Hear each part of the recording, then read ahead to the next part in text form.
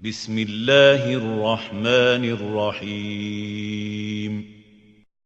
Bismillahirrahmanirrahim. Assalamualaikum warahmatullahi wabarakatuh. Alhamdulillahirabbil alamin wassalatu wassalamu ala asyrafil anbiya'i wal mursalin wa ala alihi wa sahbihi ajma'in, amma ba'd. Alhamdulillah, sidang jemaah yang dimuliakan Allah Subhanahu wa taala. Kembali kita bertemu malam Rabu di masjid yang kita cinta ini dalam kajian rutin kita ba'dal maghrib sampai Isya insyaallah taala.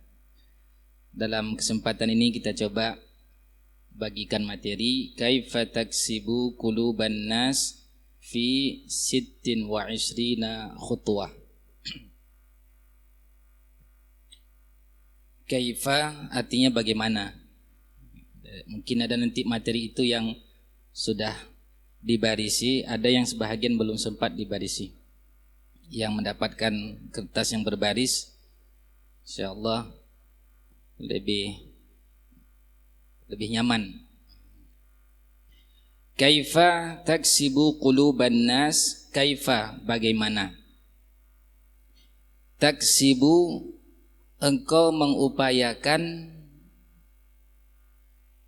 mendapatkan quluban nas, hati manusia, fi 26 khutwah, dalam 26 langkah. Bagaimana terjemahan yang enak kira-kira? Terjemahan yang lebih mudah dipahami. Kita balik boleh? 26 cara mengambil hati orang. 26 langkah untuk mengambil simpati orang. Tidak mesti harus 26, ini sebagai salah satu judul saja. Bisa nanti kita tambah 27, bisa juga kita kurangi jadi 25. Kita ambil 26. Mudah-mudahan bisa selesai malam ini. Sebenarnya panjang, kalau syarahannya tidak cukup satu halaman, beberapa halaman dibutuhkan. Tapi ini kita ambil yang ringkas-ringkas. Bila tidak memadai waktu kita malam ini, kita akan lanjutkan pekan depan insyaallah. Hadirin sidang jamaah yang dimuliakan Allah Subhanahu wa taala, semua kita sudah mengerti bahwa cara mengambil hati ayam, cara mengambil hati sapi dan hewan yang lain itu sangatlah mudah.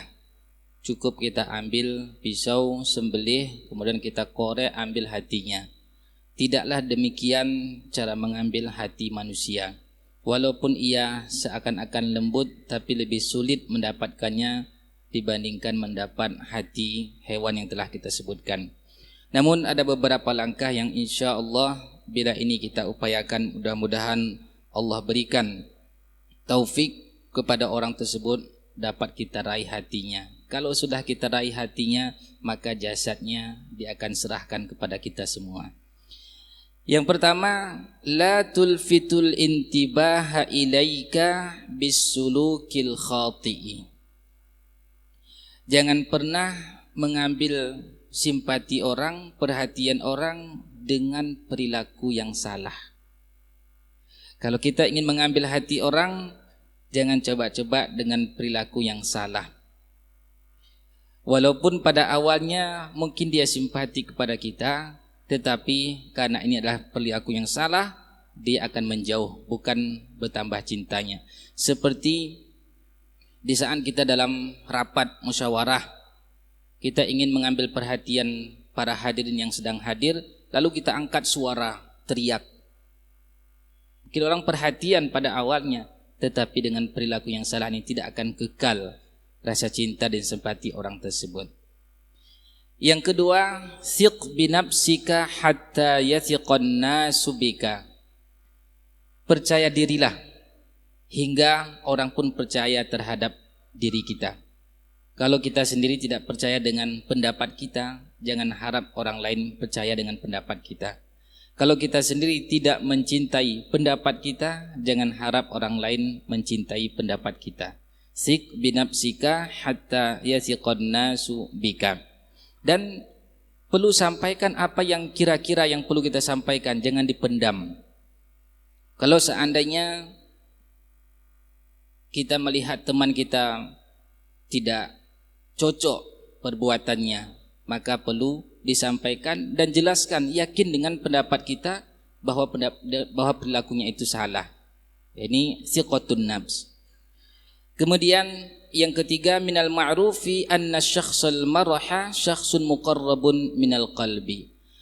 Dapat dimaklumi, diketahui bahwa orang yang asik, orang yang bahagia itu dekat dari orang lain. Orang yang ditampakkan pada dirinya kebahagiaan itu disenangi oleh orang lain. Berbeda dengan orang yang menampakkan dirinya selalu gelisah, ini tidak akan disukai orang lain, tidak akan disenangi. Minal ma'ruf anna asy-syakhsal maraha syakhsun muqarrabun minal qalbi. Orang yang asik itu selalu dekat di hati orang lain. Kemudian yang keempat, adamul mujamalah, tidak basa-basi.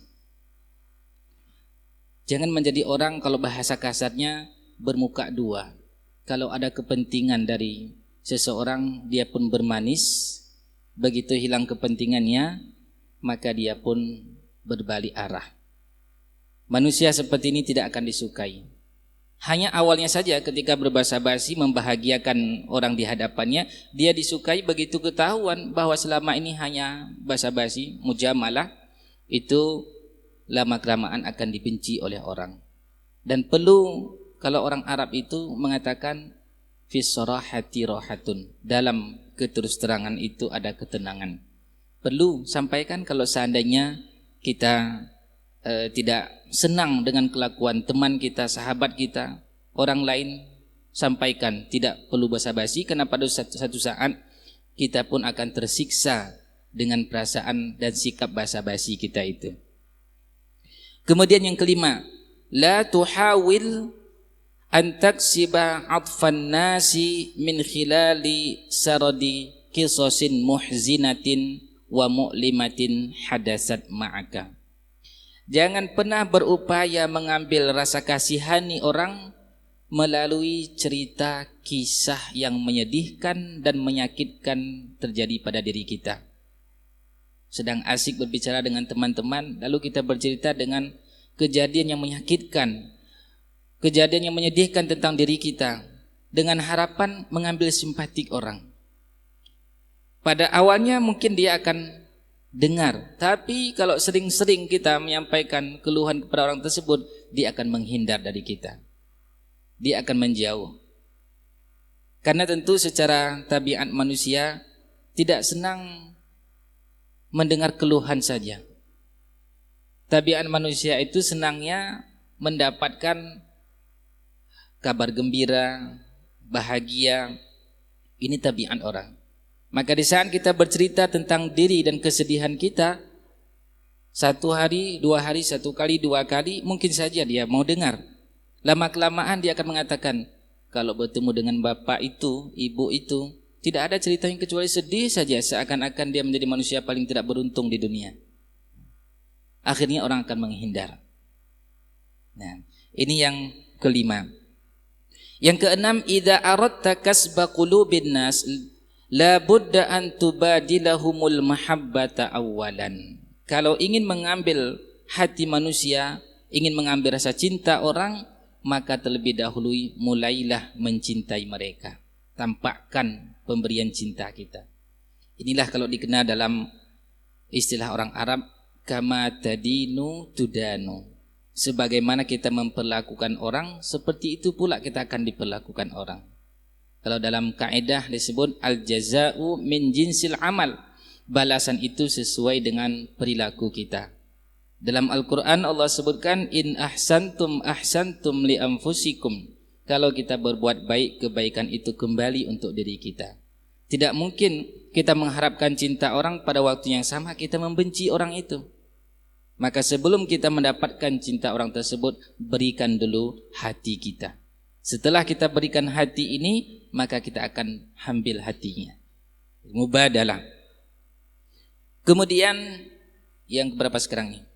Ketujuh, ibtasim fi wajhil akharina indama talqahum. Berupayalah selalu tersenyum di hadapan orang setiap kali bertemu dengan mereka. Hadis Nabi SAW, tabassumuka fi wajhi akhika sadaqah. Senyummu untuk saudaramu sedekah. Kira-kira kalau senyum itu butuh tenaga berat. Mana lebih berat kita tersenyum dengan mengangkat beban 15 kilo. Enggak berat senyum itu. Tapi yakinlah para hadirin, senyum itu tidak akan bisa dilakukan kecuali orang yang mendapat taufik dari Allah Subhanahu wa taala. Tidak akan bisa diberikan, tidak akan bisa dilakukan oleh orang-orang yang tidak mendapat pertolongan dari Allah. Karena senyum itu adalah ibadah, maka ibadah tidak semua orang mendapatkannya. Tidak semua orang diberikan hibah oleh Allah Subhanahu wa taala. Yang tidak boleh itu berargumen dengan kelemahan kita, tidak bisa senyum. Bapak kenapa jarang sekali senyum? Enggak pernah pun senyum ketika bertemu. Memang begitu dari kakek saya dulu. Itu yang enggak boleh. Harus berupaya. Sebagai motivasi bagi kita untuk tersenyum, tabassumuka fi wajhi akhika shadaqah.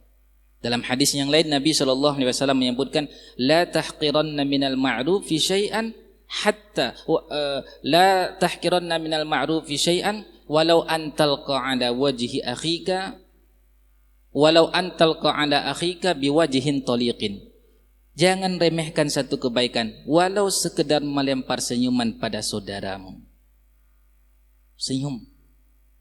Dan menjadi naluri manusia, orang yang tersenyum kepadanya disukai.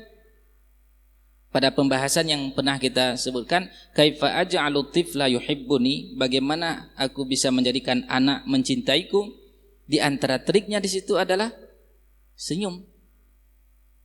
Kita sebutkan juga contohnya bagaimana anak TK yang masih umur di bawah 5 tahun betah tinggal di sekolahnya setengah hari, ada yang 1 hari full. Karena di rumah TK itu, rumah Quran itu banyak senyuman dari ibu gurunya. Maka pula rata-rata guru di PAUD, di TK itu perempuan ya. Kenapa enggak laki-laki? Laki-laki memang penyakitnya itu susah senyum. Sebahagian istri itu mengeluh bukan karena kekurangan materi dari suaminya, kekurangan senyum cuman.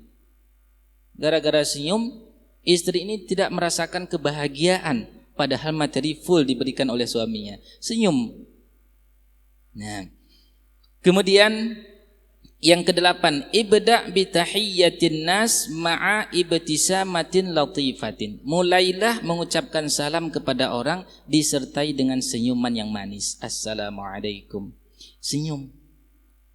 Rasulullah SAW memberikan motivasi kepada kita. Awala adullukum ala syai'in idza fa'altumuhu tahabbabtum. Maukah kalian aku beritahukan apabila kalian melakukan sesuatu kalian akan saling mencintai. Absyus salama bainakum, tebarkan salam di antara kalian. Dalam riwayat yang lain disebutkan kepada orang yang dikenal dan kepada orang yang tidak dikenal. Ini pun lagi-lagi sedang jemaah sekalian mengucapkan salam disertai dengan senyuman. Ini merupakan taufik dari Allah Subhanahu wa taala. Tidak semua hambanya bisa mengamalkan. Memberikan salam kepada orang yang kita kenal dan orang yang tidak kita kenal. Memberikan salam disertai dengan senyuman kepada orang yang sama-sama pengajian dengan kita dengan yang tidak sama. Sulit itu. Hanya taufik dari Allah, dititipkanlah kemampuan untuk mengamalkan ini kepada hamba yang Dia kehendaki. Sederhana, untuk menemai rasa cinta di antara kita, tidak butuh juga nominal, tidak butuh juga tenaga, cukup ketika bertemu assalamualaikum, waalaikumsalam, selamat atas kamu juga selamat. Ada kira-kira orang marah diucapkan selamat, didoakan kebaikan, ada dia marah? Tidak mungkin. Oleh karena itu menjadi sebab dijadikan oleh Rasul SAW ucapan salam untuk menyemai rasa cinta di antara kita. Absus salama bainakum, tebarkan salam di antara kalian. Kemudian yang kesembilan, qaddimil musa'adata liman yahtajuha, berikan bantuan kepada orang yang membutuhkan. Ini pun sangat mudah melunakkan hati orang, memberikan bantuan. Banyak kasus, banyak kejadian kita melihat ada satu kampung masuk Kristen, orang Islam masuk Kristen hanya gara-gara bantuan. Begitupun sebaliknya, ada satu kampung masuk Islam hanya gara-gara bantuan. Ta'liful qulub. Makanya dalam agama kita termasuk berhak diberikan zakat adalah kepada mu'allaf. Mu'allaf itu artinya orang yang dilunakkan hatinya. Boleh orang yang dilunakkan ini kepada orang yang mau masuk Islam, dia belum masuk Islam, tapi bila diberikan bantuan akan besar kemungkinan dia masuk Islam, dilunakkan hatinya. Atau juga kepada orang kafir yang selalu mengganggu dan tidak bisa direda gangguannya kecuali diberikan bantuan. Itu pun termasuk mu'allafu qulubuhum, dilunakkan hatinya. Sebagaimana disebutkan dalam kitab Tasniful Asma' Syarah Mukhtasar Matan Abi Syuja', dibagi mu'allaf itu kepada orang kafir yang mau masuk Islam, kepada orang kafir yang tidak masuk Islam tetapi mengganggu dan gangguannya tidak bisa dihindari, kecuali dengan diberikan harta untuk ta'lif, melunakkan hatinya. Itu pun diperbolehkan jika kondisi umat Islam di situ lemah. Kalau di masa Umar radhiyallahu anhu tidak ada lagi hak bagi mereka, pilihan masuk Islam, tidak masuk Islam diperangi, tidak mau diperangi bayar jizyah, cuma 3 saja. Masuk Islam tidak, bayar upeti tidak juga, angkat senjata, cuma 3. Kondisi umat Islam lemah, maka perlu ta'lif, melunakkan hati orang-orang tersebut. Kira-kira sekarang umat Islam pada posisi yang mana nih? Lemah, sedang, atau di bawah? Umat Islam posisi sedang, alhamdulillah. Mudah-mudahan naik. Di mana saja umat Islam di atas, selalu ketenangan yang akan dirasakan oleh makhluk. Kemudian yang ke-10, kun syakhsan afwiyan, jadilah manusia pemaaf. Kalau kita mudah memaafkan orang, orang akan mencintai kita. Rasulullah sallallahu alaihi wasallam ada manusia pemaaf. Allah Subhanahu wa taala juga menjanjikan kepada manusia pemaaf ini surga seluas langit dan bumi. Wasari'u ila maghfiratin min rabbikum wa jannatin 'arduha as-samawati wal ard u'iddat lil muttaqin. Man humul muttaqun? Siapa itu orang yang bertakwa? Di antaranya wal 'afina 'anil nas, mereka yang manusia, mereka adalah memaafkan kesalahan orang lain. Satu hari Abu Bakar radhiyallahu anhu bersumpah, demi Allah saya tidak akan berikan lagi bantuan kepada si fulan. Si fulan ini namanya Al-Mistah. Disebabkan sakit hatinya Abu Bakar luar biasa radhiyallahu anhu. Karena Al-Mistah ini di samping kerabatnya Abu Bakar radhiyallahu anhu, selama ini hari-hari ditanggung nafkahnya. Dan juga muhajirin dari Mekah tidak memiliki apa-apa. Tiba-tiba tega beliau termasuk di antara kelompok yang menyebarkan isu bahwa Aisyah radhiyallahu anha berzina. Ditebarkan juga isu. Sakitnya hati Abu Bakar bukan karena keluarga sendiri, bukan, tetapi ini istri Rasul sallallahu alaihi wasallam, ini yang lebih besar. Jadi sakit di hati beliau itu bukan di sini saja, sudah menyebar kemana, di sana sini sudah sakitnya itu. Sakit sekali. Kalau dituduh kita korupsi enggak terlalu sakit, tapi kalau dituduh berzina itu berat sekali. Lalu beliau bersumpah, demi Allah saya tidak akan berikan lagi nafkah kepada dia.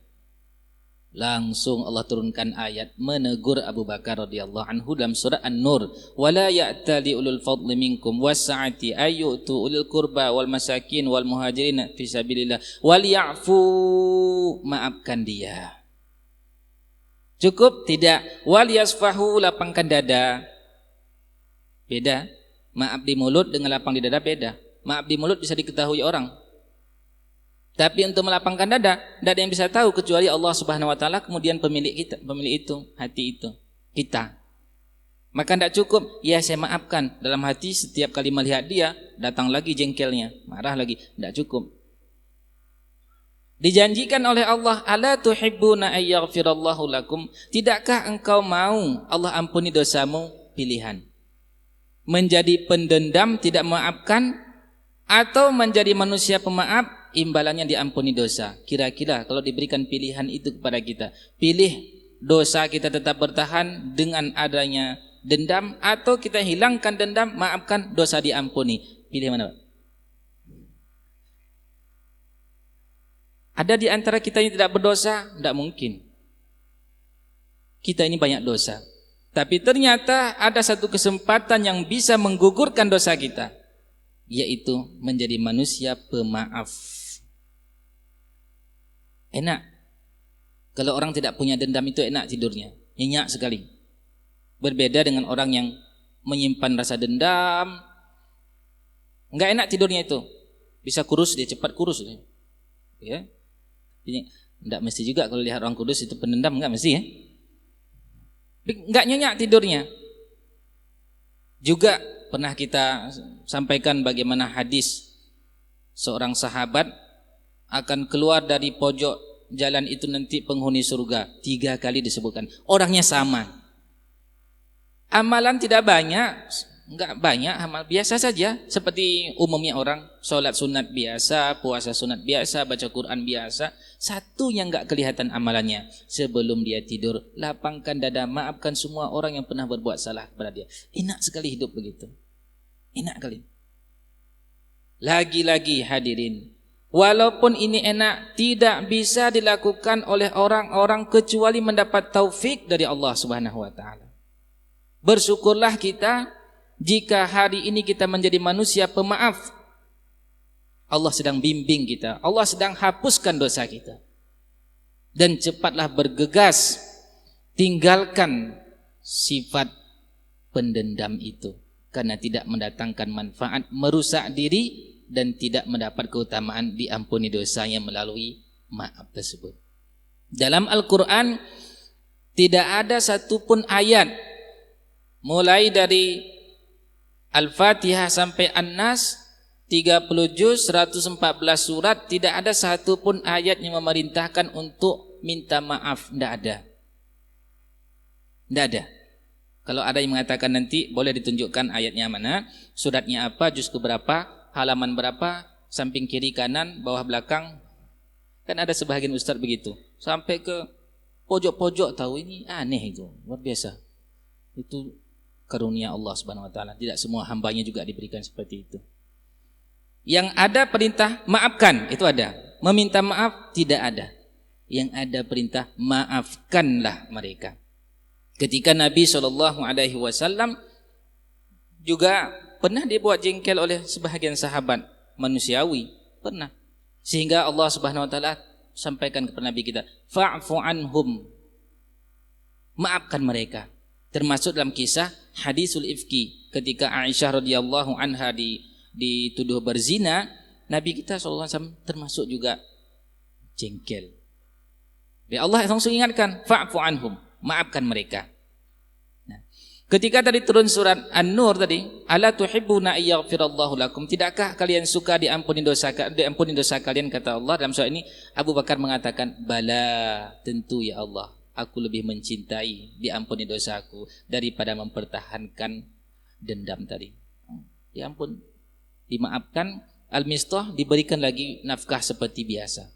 Berat sekali, berat. Bisa kita bayangkan Bapak Ibu sekalian, ada orang yang sudah kita bantu bertahun-tahun, kita bantu.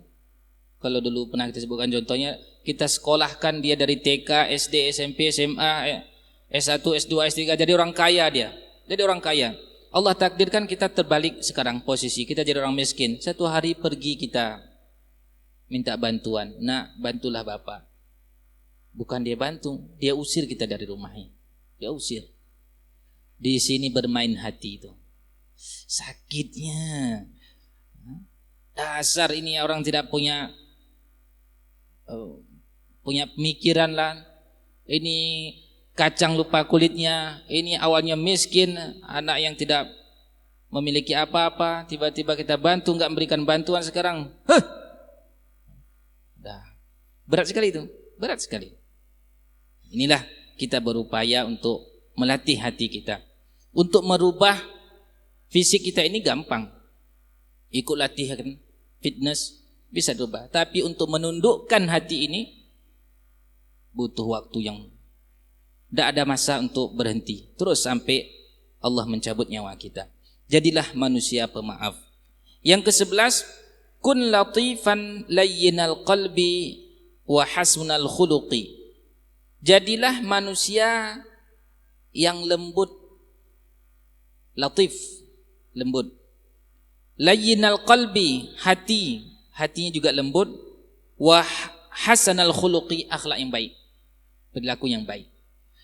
Ini juga naluri manusia. Siapa saja yang lembut, tutur bahasanya enak didengar, disukai dia. Walaupun yang diajarkan itu kadang-kadang sesat, karena penyampaiannya lembut, enak, orang terima. Bisa kebalikan, disampaikan itu kebenaran, tapi dengan cara yang tidak lembut, cara arogan, bisa jadi ditolak. Jangan sampai ada nanti satu pemahaman ketika datang orang yang kulit-kulit putih itu, orang luar, bahasa tutur bahasanya lembut, jadi kita kagum, memang enak di negeri orang sana itu, orangnya sopan-sopan, bagus bicaranya. Itu milik kita, bukan milik mereka. Milik kita yang sudah diambil, orang kita sebahagian tidak mengamalkannya. Dalam surat Thaha, Allah Subhanahu wa taala perintahkan dua orang nabi untuk berdakwah kepada makhluk paling bejat, itu Firaun. Siapa nabi ini? Musa dan Harun. Allah Subhanahu wa taala perintahkan, idhaba ila Fir'aun innahu tagha. Musa dan Harun pergilah menuju ke Fir'aun. Dia itu tagha, melampaui batas. Faqula lahu qaulan layyinan. Berkatalah kalian berdua kepadanya Fir'aun itu dengan ucapan lembut. La'allahu yatajakkar au yakhsha. Mudah-mudahan dengan kalimatnya lembut itu dia sadar, dia ingat Allah, dia takut kepada Allah. Mudah-mudahan dengan lembut itu. Kira-kira Fir'aun sadar enggak? Enggak. Dengan bahasa lembut saja enggak sadar, apalagi kasar. Dengan kalimat lembut belum tentu orang terima, apalagi dengan bahasa yang kasar. Min babil aula. Kalau dalam ilmu usul fikihnya, min babil aula, tentu lebih-lebih. Nah, ini yang ke-11. Kita berupaya untuk lembut. Ketika Allah Subhanahu wa taala turunkan surat Ali Imran kepada Nabi kita sallallahu alaihi wasallam, walau kunta faddan ghalidhal qalbi lam faddu min haulika. Seandainya engkau Muhammad kasar, keras hati, orang-orang di sekitarmu akan lari. Para sahabat itu kita tahu loyal mereka 100% kepada Rasul sallallahu alaihi wasallam.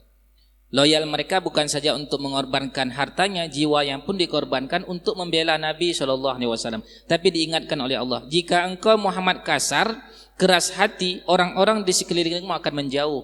Orang yang loyal kepada kita pun akan menjauh. Kalau bicara tentang pasangan suami istri ini loyalnya sudah 100% sebenarnya. Bagaimana tidak? Semua sudah satu, menyatu.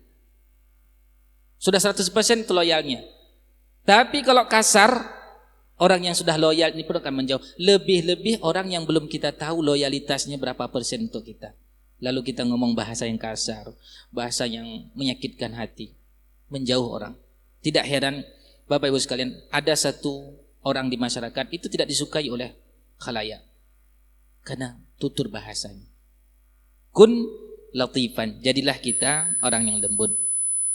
Kemudian yang ke-12, ibta'id 'anil ghadabi wa tahakkum bimfi'alatika. Jauhilah amarah dan tahan emosi. Seorang laki-laki datang kepada Nabi sallallahu alaihi wasallam, "Ya Rasulullah, ausini, Wahai Rasulullah, berikan aku wasiat, berikan aku nasihat. Nabi kita SAW mengatakan, la taghdab, jangan marah. Tambah lagi ya Rasulullah, la taghdab, jangan marah. Tambah lagi 3 kali. Cuman itu dipesan, la taghdab, jangan marah. Kalau kita sebagai tenaga pengajar atau kita pernah menjadi siswa, kita akan bisa menilai mana guru yang kita sukai, yang pemarah, emosional, mana yang tidak. Kita pasti lebih senang yang tidak emosional itu. Begitu juga dalam pergaulan kita sehari-hari. Orang yang cepat spanning ya. Orang yang derajat amarahnya cepat naik, ini akan dijauhi. Sahabat yang datang tadi, laki-laki yang datang ini, Rasulullah SAW tidak ajarkan dia tentang akidah, tidak ajarkan dia tentang ibadah. Tidak, karena akidahnya sudah bagus, ibadahnya sudah bagus, tapi kelemahannya emosional orangnya. Maka diingatkan oleh Nabi SAW, la taghdab, jangan marah. Ada juga seorang ustadz, penceramah, terkenal, tapi emosional. Keluarga-keluarganya enggak sanggup lama-lama bertahan, enggak sanggup, emosional. Ini pun penyakit dan tidak bisa kita hilangkan sifat pemarah ini kecuali dengan taufik dari Allah Subhanahu wa taala. Maka banyak-banyak kita mohon, ya Allah. Pertama, kita harus tahu dulu bahwa kita punya penyakit ini sehingga kita punya upaya untuk meninggalkan penyakit tersebut. Memohon selalu kepada Allah, ya Allah, tidak ada yang bisa mereda sifat amarah saya ini kecuali Engkau ya Allah. Jadikan saya manusia yang tidak cepat emosi. Kemudian nomor berapa lagi nih? Nomor 13. Kun mutawadhi'an ma'al akharin wabta'in 'anil ghurur. Jadilah manusia yang tawadhu. Jauhi sifat sombong. Ketika Luqman menasihati anaknya, setelah dinasihati tentang akidah, tentang ibadah, bahagian ketiga dinasihati, la tusa'ir khaddaka linnas wa la tamshi fil ardi maraha. Jangan palingkan wajahmu dari orang dan janganlah berjalan di muka bumi dengan sombong. Siapapun tidak suka melihat orang sombong, dan orang akan disenangi kalau dia orang yang tawadhu, rendah hati. Beda rendah hati dengan rendah diri. Tawadhu. Sombong itu apa? Batarul haqqi wa ghamtun nas. Menolak kebenaran dan meremehkan orang lain, itulah sombong. Mentang-mentang dia sudah tinggi ilmunya, ada orang baru belajar Iqra, diremehkan. Dilihat ada penceramah belum pernah dia lihat, baru pertama dia tinggalkan. Siapa itu, nggak tahu saya ilmunya.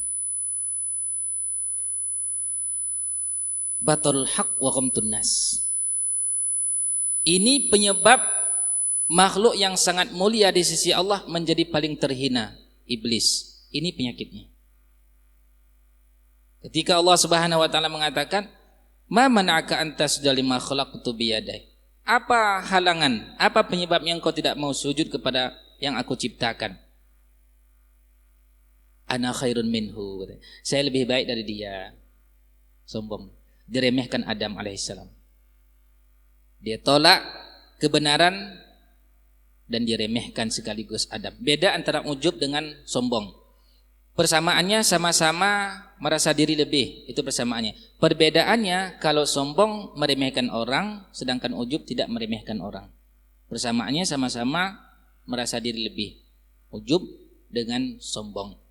Batarul haq wa ghamtun nas. Siapapun dimanapun berada, kalau orangnya tawadhu, dia disenangi orang. Dalam musyawarah lah misalkan, musyawarah, dia selalu ingin tampil terus, tidak mau turun. Ketika dia bicara, orang nggak dengar itu, malas orang dengar. Tapi kalau dia tawadhu, dipersilahkan orang baru dia berbicara, diam orang, dengar orang. Ini kunci dalam musyawarah kita agar pembicaraan kita didengar orang, ini kuncinya. Jangan obral kata-kata kita. Ke-13, ke-14. Istami' bisyaklin jayyidin liman tuhadisuhu. Istami', perhatikan dengan cara yang baik kepada orang yang diajak bicara. Kalau kita ngomong face to face, langsung fullkan ini 100% wajah kita kepada orang tersebut. Kemudian warakkis 'ala tawasulil basari bainaka wa bainahu. Fokuskan pandangan kita. Ketika ngomong berbicara, fokuskan pandangan kita. Betapa sedihnya kita kalau ada orang kita ajak bicara, lalu dia bicara kemudian punggungnya ditampakkan ke kita. Sedih kita. Begitu pula lah orang. Ketika bicara langsung 180 derajat. Khusus ini untuk suami istri. Kelemahan laki-laki itu boleh dibongkar di sini. Boleh ya. Kelemahan laki-laki itu, kalau istrinya sedang curhat, dia pun asik dengan dunia lain. Istrinya sudah ngomong, sudah banyak ngomong, sudah keluarkan semua isi hatinya. Karena sibuk dengan HP tadi. Apa tadi Umi? Ulangi. Sakitnya itu luar biasa itu. Sakit sekali. Ini kelemahan kita kaum laki-laki. Bagaimana caranya? Perempuan itu merasa dihargai kalau dia sedang curhat, sedang berbicara, full, fokus penuh. Kalau bisa pandang terus wajahnya sampai dia grogi. Satu hari ada seorang ulama bernama Imran bin Hattan.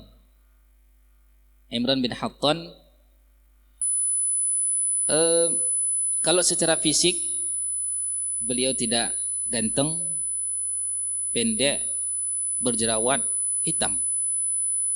Istrinya cantik jelita. Cerdas istrinya, cantik jelita. Satu hari dipandang wajah istrinya, dipandang, grogi lah istrinya. Ada apa ini? Ya. Lalu Imran bin Hattan mengatakan, demi Allah engkau cantik jelita. Kira-kira kalau istri dibilang begitu, bagaimana telinga itu ya? Harus direm juga, nanti bahaya naik sekali. Sungguh engkau cantik jelita, kata Imran bin Hattan. Dijawab oleh istrinya, berbahagialah, kita sama-sama di dalam surga. Penasaran Imran, kok bisa? Iya, bisa. Allah sedang memberikan nikmat kepadamu berupa istri yang cantik, lalu engkau bersyukur. Dan Allah sedang menguji aku dapat suami jelek seperti kamu. Aku bersabar. Bukankah orang bersyukur dan bersabar sama-sama masuk surga? Ya, memang sakit juga sebenarnya itu. Ya. Tapi kan ada surganya, jadi nggak terlalu sakit.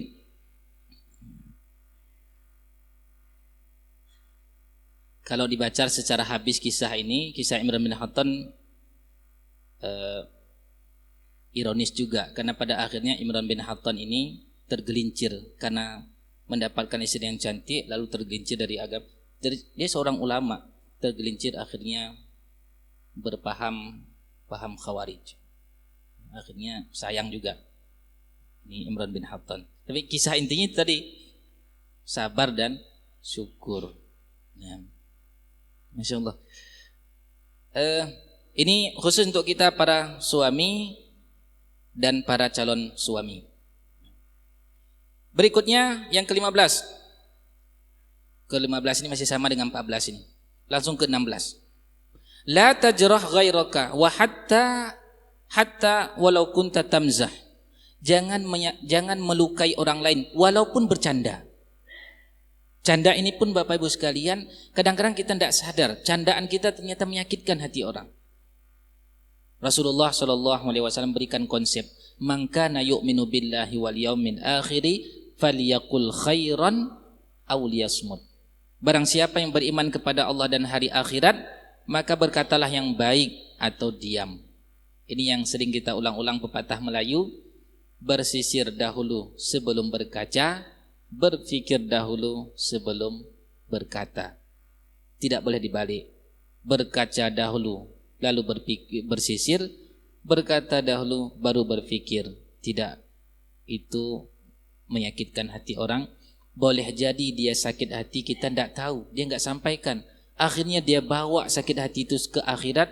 Di sana tidak ada lagi guna minta maaf, tetapi yang berguna transfer pahala dan dosa.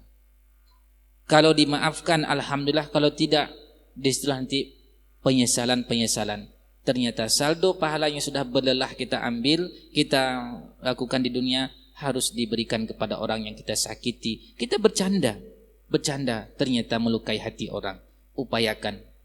Jika kita ragu dalam pembicaraan kita ini baik atau tidak baik, diam. Kalau yakin kita pembicaraan ini baik, katakan. Kalau tidak yakin, diam. Itulah kuncinya. Cuma 2 pembicaraan itu. Kalau tidak mendatangkan kebaikan, mendatangkan keburukan. Kalau sia-sia, minimal kita amalkan hadis Nabi SAW, min husni islamil mar'i tarkuhu ma la ya'ni. Termasuk bagusnya Islam seseorang meninggalkan sesuatu yang tidak ada gunanya. Tidak ada gunanya. Dalam bercanda, besar sekali dosanya orang bercanda lalu berbohong. Diancam dengan neraka. Dia bercanda. Termasuk, nih takut kita. Bisa ceramah kita. Gunakan satu bahasa yang di situ tidak benar, kita berbohong, lalu kita enggak menjelaskan ketidakbenarannya, orang tertawa. Dosanya besar sekali. Besar sekali. Sudah pernah kita bacakan hadisnya kalau tidak salah di sini tentang orang yang yuhaddisun nas fayakdzibu alaihim, dia bicara kepada orang lalu dia berdusta dalam pembicaraan itu, liyudhikahum, untuk membuat orang tertawa. Baru 16. Padahal ini lebih seru lagi di belakang-belakang ini. Gimana ini caranya? Pekan depan insyaallah kita akan lanjutkan nanti. Subhanakallahumma wa bihamdika asyhadu an la ilaha illa anta astaghfiruka wa atubu ilaik. Wa sallallahu ala Muhammadin wa ala alihi wa sahbihi ajma'in. Wassalamualaikum warahmatullahi wabarakatuh.